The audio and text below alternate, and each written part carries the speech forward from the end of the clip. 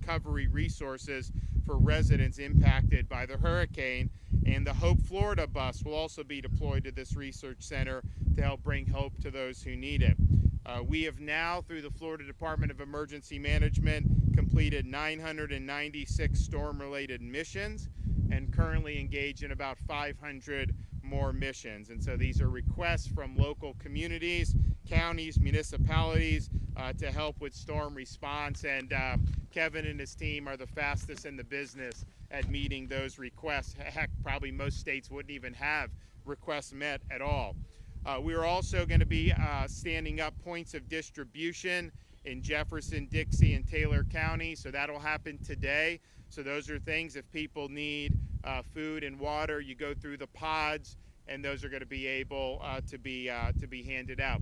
Kevin is working with different folks. You know, one of the things when we had Hurricane Ian that hit Southwest Florida, Category 5 storm, massive impact, massive damage, but you were in Southwest Florida the next day, a day and a half later, and you had Publix open, you had Wawa open, you had a gas station. All this stuff got open very quickly, and that really made a difference in the community. So Kevin's working. We want gas stations to be open. If there's not power in an area, get them up with generator. Kevin also has fuel that he's brought in. So there's a lot of things that are being done there. But clearly, we understand getting all the different key. Now, Waffle House is going to be open because they get open immediately every time. And Publix does a great job. A lot of these do a great job because they're battle hardened. They understand how these things operate. So Kevin's working with those folks. We want to make sure everyone has the fuel that they need. FDOT, you know, we had big impacts in Sarasota, Bradenton from flooding. That is still ongoing. We are going to see more flooding in northern Florida. These things take time as the water comes down. You're going to see these rivers rise. You're going to see the tributaries rise. That's just inevitable. How much, we'll see, but we are definitely prepared for that. But on that west coast of Florida, you had port closures. Now all ports open. Manatee, Tampa, St. Pete seaports are open. All airports are open. Sunshine Skyway Bridge is back open. We have, if you want information on up-to-date road closures in your area, go to fl511.com.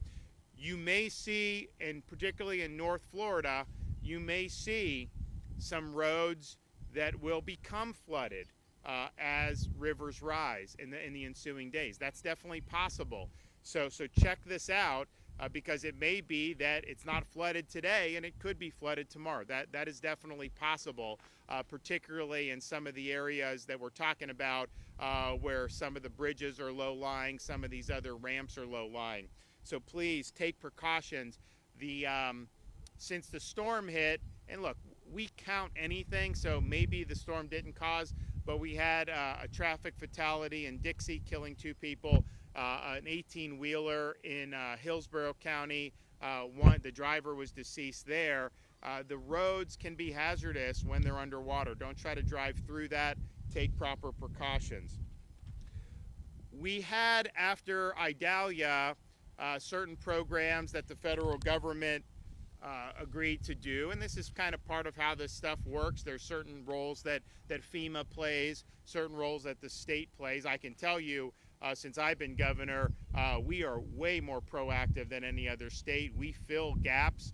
When the federal government drags its feet on stuff, we'll fill gaps. We did it with housing after Hurricane Ian, where we took on the mission. We're doing other things with giving states, we float money because the federal bureaucracy can take a long time to be able to do. So we're doing more than any other state ever has. At the same time, it's like, okay, they need money in this disaster fund that they have, and it's not there. They're playing politics. Some people don't want to do money to help victims of natural disaster in our own country because they want more money for things like Ukraine and things halfway around the world. And I think they need to stop playing politics with it and just get it done. I don't know what the needs are going to be at this point, but I know there's still needs from Hurricane Idalia. and those need to be met, and we want to work with Congress to make sure that they do. So I appreciate all the hard work that everyone's put in. We're gonna have issues we're gonna have to work through on this, but given what we've been through as a state, you know, in our history, this is something that's clearly going to be surmountable for us. And so I appreciate everyone that's involved. And with that, I'll turn it over to Kevin Guthrie. Thank you, Governor.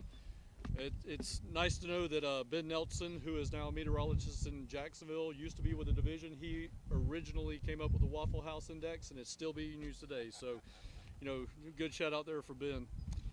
State Emergency Response Team continues our efforts to provide necessary resources to communities that suffered damages due to the impacts of Hurricane Debby. We have received, as the Governor said, nearly 1,000 missions, and we have fulfilled 600 of those, and we're currently working between 400 and 500 more. We have pumps and flood control systems pre-staged to deploy as requested. The riverine flooding is going to continue to happen for probably anywhere, depending on the river, from the next 3 days to the next 2 weeks. I will say that we have over 100 National Guardsmen right now in Manatee County and Sarasota County deploying tens of thousands of feet of Tiger Dam and U.S. flood control systems to help out mitigate some of the flooding issues there. Speaking about flooding, our recovery teams and our mitigation teams are out in the field today and tomorrow conducting assessments as it relates to flooding to expedite that process and make sure that we comply with the 180-day rule. There's a 180-day rule about flooding issues and permitting that the federal government has. So we're on that from day one. That's going to be very, very important that people understand that. We have 180 days to fix some of these flooding issues. If your home has suffered significant flood damage, ensure that the electricity is off and that you are wearing appropriate safety gear before entering. For more information on what we call muck and gut, that is, in other words, muck out what you have. I'm sure, I know the survivors here in Steinhatchee with Adelia have been there, done that. So again, make sure you go to our website and look for that information on taking the sheetrock out, gutting out the system, drying out the boards, the 2x4s and other wood inside the house. We also talk about how to get that to the street for debris collection. You need to separate that away from the appliances and other type of material that you put at your road's edge. But please make sure you go to our website on that, floridadisaster.org/guide. As officials declare it safe for you to return home and assess damages from Hurricane Debby, remember to take close-up and far-away pictures of any damages to include the high water marks. Again, in some of our riverine areas, the high water mark has not happened yet. So you may need to take pictures over multiple days until you find out where the high water mark is at. Having these photos will help you file your insurance claims more efficiently.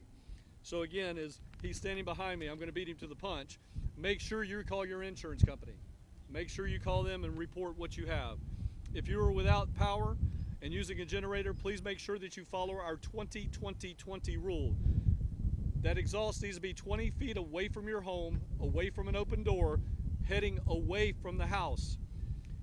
If you have to refuel your generator, do not refill your generator with fuel while the generator is running. Please turn it off and wait 20 minutes, let it cool down. And then spend $20 to purchase a carbon monoxide / smoke detector for your home. All right, we can prevent a lot of deaths by doing that. If you're beginning the cleanup process, please ensure you are wearing the appropriate safety gear. Never handle any down power line, and please do not attempt to cut lines away from the house. You could be cutting a fiber optic line that provides access to 911. You could be cutting off the internet. You could be cutting social media, cell services, or the power itself, which may be a live line. Make sure you sort debris, as I've already mentioned. If you are in need of assistance, you cannot remove the debris yourself. You cannot cut that tree.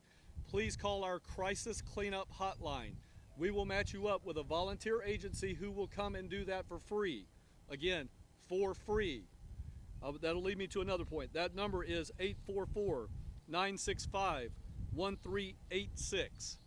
That's 844-965-1386. Volunteer organizations are free. They will never ask you for money. If somebody is asking you for money, there's probably a better than 90% chance that is a scam. You need to report them to the Attorney General. You can do that at her website. Please be sure to follow us and the agency on all social media platforms. That's at FLSERT on X and Instagram, and at FDEM on Facebook. Governor, always thank you for your leadership and your support as we continue to help out Floridians. Right. So we'll be, working. We'll be monitoring. I know Kevin's going to go down to Bradenton, Sarasota area and look. We definitely saw very high water rise very quickly there, and we are bracing for more that's going to happen in north central Florida. There's just a lot of water. When it dumps in southern Georgia, it makes its way down to us. But we've got people bouncing back, whether it's a Publix, Waffle House. I mean, Waffle House, I think it was like literally the next morning after Ian, they were just cranking away. We were helping out. And it's I used to do the waffles at home. I'd get the Waffle House. They got really good batter you can get, and we do it, and my kids loved it. I was like the hero for doing it. Well, finally I was like, why don't I take you to a Waffle House? Okay. So this is in the last 6 months we started going in person, and they will get a waffle with chocolate chips and whipped cream, and Madison and Mason will eat that entire thing. And then Mamie, she'll just eat the chips off the waffle. She doesn't eat the waffle. I said, Mamie, it's Waffle House. The waffle's good. You need to do it. But she'll just sit there and eat the chocolate chips. But they're big fans of Waffle House. And now they're asking me if there's other places like that. And so maybe we'll have to go to International House of Pancakes at some point to be able to beat their needs. But it's been really good for the community when these businesses are able to get back open very, very quickly, and we appreciate it. I'll take some questions in a minute, but just first let me offer some comments about Kamala Harris picking the governor of Minnesota, Tim Walz, to be the vice president. We all remember the BLM riots of 2020 in Minneapolis.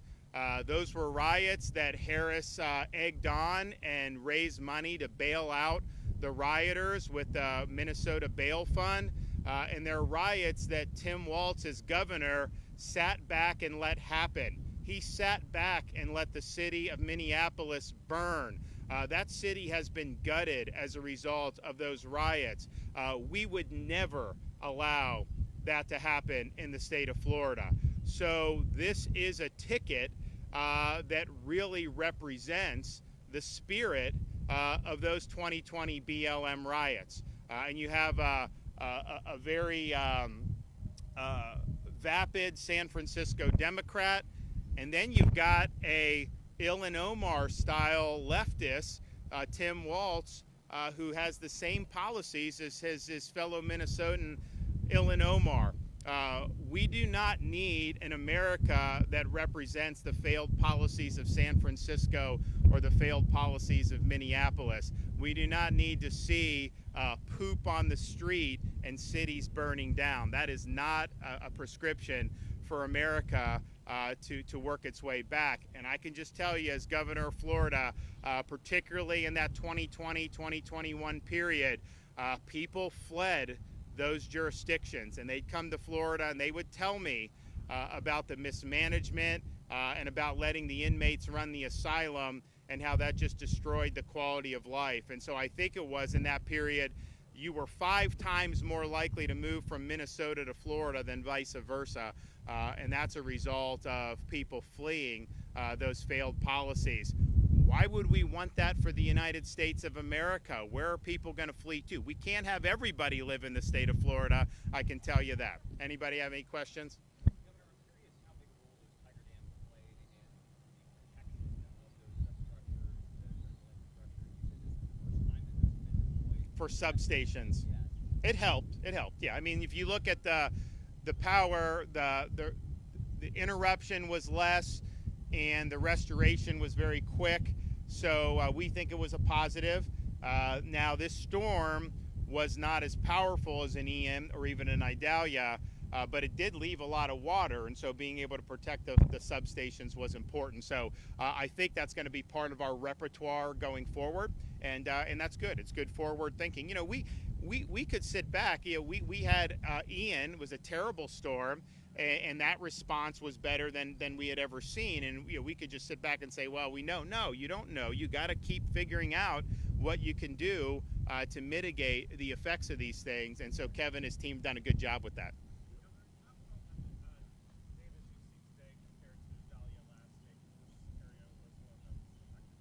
Oh, it's night and day. I mean, Idalia, there was debris everywhere. And people would say that, well, Idalia is going through the Big Bend. It's a more rural area. There's not going to be as much damage. Well, maybe there weren't as many residential, but this is a very heavily wooded area. I mean, you have trees. There was trees down. There were things all over roads. It was a lot, particularly in places like Taylor and Dixie County. As you get into north central Florida, even more so. So what I've seen has not even come close to that, and you wouldn't expect that. Idalia was just a hair under a Category 4 hurricane. I mean, it was a major hurricane. And it didn't leave the same amount of water that we've seen in other parts of the state, but it did pack a really significant punch. And so ultimately, that's a good thing. If you're going to you don't want a hurricane, but if you do, to not have debris everywhere is really, really positive, because that debris is difficult to pick up. It creates hazards in the roads. There's just a lot of issues that go along with it. And we've seen storms where the debris has been overwhelming. I mean, Hurricane Michael, Mexico Beach was kind of ground zero for that. Real serious destruction. And their debris bill was like $100 million, and their annual budget, I think, was like $5 million. So how are you going to be able to do that? You can't. It's overwhelming. And then we've stepped up to help. We got federal relief at the time under the Trump administration. So there's all that. But yeah, this is from a debris perspective, not even close. From wind damage to private residences, I think it won't even be close. Now, you are going to see some flood. We know there's hundreds of homes in the Sarasota-Bradenton area, particularly along the river. We could see more homes in north central Florida as that water rises. Now, hopefully it doesn't get to the point where people are having to be displaced, but Kevin's already planning, okay, we're going to start school on time. We're not going to be using those schools to house folks who may be displaced over the next couple weeks, but you may be displaced a week from now. It may not happen right now, particularly in north central Florida. So they're already working on, how are we going to help shelter folks if they need temporary shelter, while we also have kids in school and everything keeps going. I think we've learned with all this stuff, having kids out of school, sometimes you can't help it. I mean, if a school is not physically able to have school because of the hurricane damage, what are you going to do? We're not going to put people in an unsafe environment. But as you get past these, getting kids in school is a must. So the school year is going to start on time. We're going to use those school buildings for the school children, and any needs for sheltering are going to be met in other ways. And I think that's the right thing to do.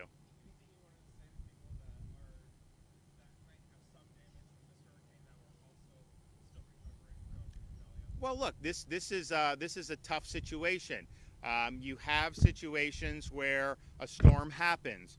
Idalia did serious damage to a lot of people's residences. That is a very difficult thing. It's not always the easiest thing to get it fixed right away. And so to then have another storm come through as you're still picking up the pieces, even if it wasn't as powerful, it's almost like salt in the wound. So it can be demoralizing. But Kevin and the team are here. We're going to provide whatever resources we can to be helpful. We understand that these things can be very, very difficult. And the path was, it wasn't exact, but it was pretty doggone close to what we saw last year with that. And I remember on some of the hurricanes that we've had just since I've been governor, or ones that were kind of threatened, I remember starting out as governor, the one thing we were looking at different tracks, we're like, please don't go to Panama City again. Please, like, they already got whacked by please don't do that. Not that we wanted anyone to get it, but it's like, do we really want that? So having a second one can be difficult. And we even saw that in 2022. You had Hurricane Ian go in southwest Florida, rip up the entire center part of the state, and then go out to the Atlantic in Volusia County. But that created huge coastal issues in Daytona Beach and in some of those communities. And then we had a hurricane in November, and it wasn't nearly as powerful as Ian, not even close. But because they had just had that, you had dunes erode, you had different problems with the coast. Then you get another storm, and it just exacerbated it. So we're sensitive to that. I'm curious what the FEMA rep has to say about next steps for the federal government. Are you up to chatting through about where you guys are at with Do you want to take it? the process? So I'll certainly let John Brogan, our FCO, speak if he would like to. The next steps in the FEMA process, though, Forrest, are 100% on us. You know, I know that Congresswoman Kamek is here, and the delegation has asked for them to reconsider our debris removal request as a part of the Cat A emergency declaration. I think that's going to be important, and I'm certainly not saying anything that John hasn't heard already. But the next step in this process is for us to do damage assessments, which we're going to do. That's going to look differently for every community. For instance, right here in Steinhatchee, that's going to happen here in the next day or two, that we'll be out here doing damage assessments, because again, you're not going to see any significant flood level rise here. But up in Live Oak, in Columbia County, Hamilton County, that damage assessment may not happen for another 2 weeks, because we're waiting on those rivers to crest to see what the actual damage is going to be. So that is on the state. That is not on the federal government. That's on the state for us to go in there and do those damage assessments. When we do those damage assessments, we will do those along with our FEMA counterparts, and then we will write a letter for the governor's signature to request a major disaster declaration. And it is at that point that'll go to the regional administrator in Atlanta, headquarters administrator, Deanne Criswell, and then on to the White House for that ultimate declaration. John, anything? Good? I mean, we're just standing ready to support you. Comment for the governor. I'd like to thank you for the decisions you made on the water quality there for the Everglades, and I just want to put a plug in for the scallops here, because the water quality issues are here, and We've provided resources, and we want to continue to do that. And honestly, when we were down here 11 months ago, people were talking about bringing my wife scalloping, so she's been talking about that nonstop. So we got to find a time to be able to make that work. We were trying to figure out if our kids are going to be, have the patience to do it, and what, because we take them fishing, and it's like, you can't just get a fish immediately. That's not the way it works. But so they wait, and then one gets one, and the others get upset that they didn't get one. And I said, guys, you just got to relax. I mean, this is supposed to be relaxing. So we're trying to kind of get them into that. So they've got a lot of different interests. But no, I know it's important. It's something that we have been helpful with, and we want to continue to do it. As well as the oysters that we see in the northwest Florida. It's important for the economy, and it's important for the way of life. Governor, do you have any thoughts for the family of the 13-year-old who was killed in a mobile home in Lincoln County yesterday? Well, we send condolences by that. I mean, this is these storms are hazardous. This was nothing anyone did wrong. It was just a cruel twist of fate that tree would fall on that. And so our hearts go out to the family. It's not right that things like this happen in life, and we're sad to hear it. Okay, thanks everybody. We'll see you up in Perry. Thanks, man. Thank you, Coach. Thank you. Appreciate you. Thanks for my endorsement too. Oh yeah, happy to. Thank Are you gonna win? Yeah, I'm gonna win. Thank you.